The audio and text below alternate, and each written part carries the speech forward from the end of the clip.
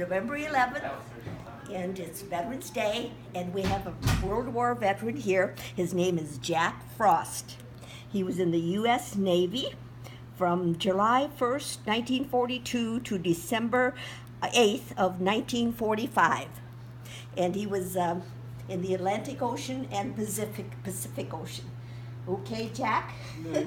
Yes, You're and I've all known right. Jack for a long time, and he does love to talk. He's very interesting. So, Jack, she's going to ask you some questions. Okay, I'll tell you, the town misses your husband too. Oh, yes. I mean, I told you the story with Sharon, and he just looked at her and said, she's got pneumonia, and Dorothy said, the pipsqueak.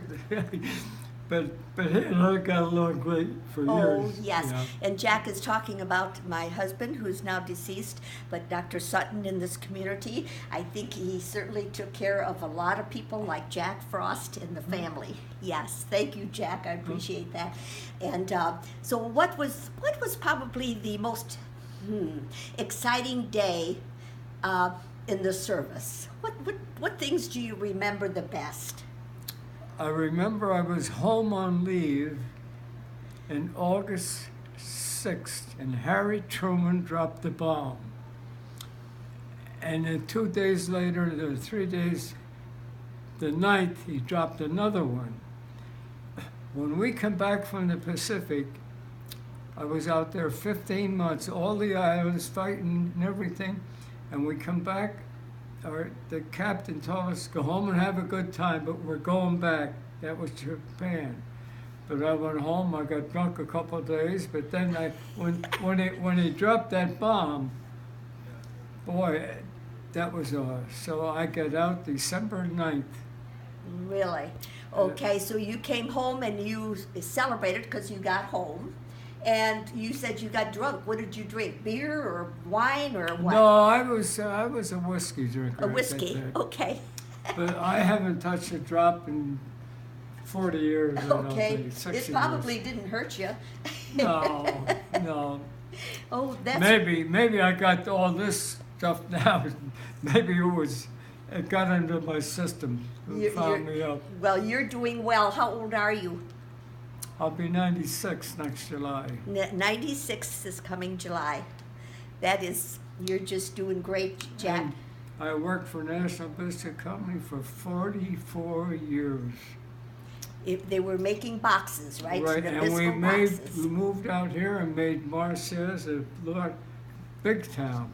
They were hiring, and a lot of people, and they put more presses. And now I go by that building, I could spit at it. I mean, they didn't do Marseilles a justice when they sold It's out. too bad. It It's really too was. bad. And a lot of people from here had good jobs and they got homes. They could walk to Yeah. work and they made a good living here.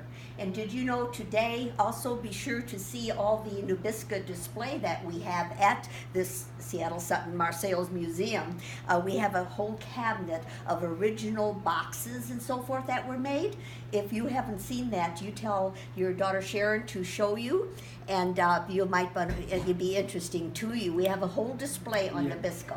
Well, she's going out today. They're going out to eat or something, so Oh, okay. so I'll get her to come down someday. Yes, yes. I understand she's going to retire from work, but she's still going to sell on her own, I think. Oh, okay. So are you glad you have lived in Marseilles all these years? It's a great little community, I think. No, but Marseilles, we come to town, you had Stickles, you had Speed's Barber Shop, you had Bellato's, Stolz's shoe store. right, and you had a bunch of barbers in town, you could pick your barbers. Yes. But the town, Marseilles, they can talk about Ottawa all they want. Marseilles is a hometown. And if I've seen people go out of their way to help people. Yes. And Yes. people like you helping people. Thank you. I mean, Thank you know, you. everybody in town talks, you know. That's what's good about a little town. They talk, they're and interested. God bless you, your name is Sutton. Maybe it was Charlie something else. Maybe you wouldn't have been so good. But your name is Sutton.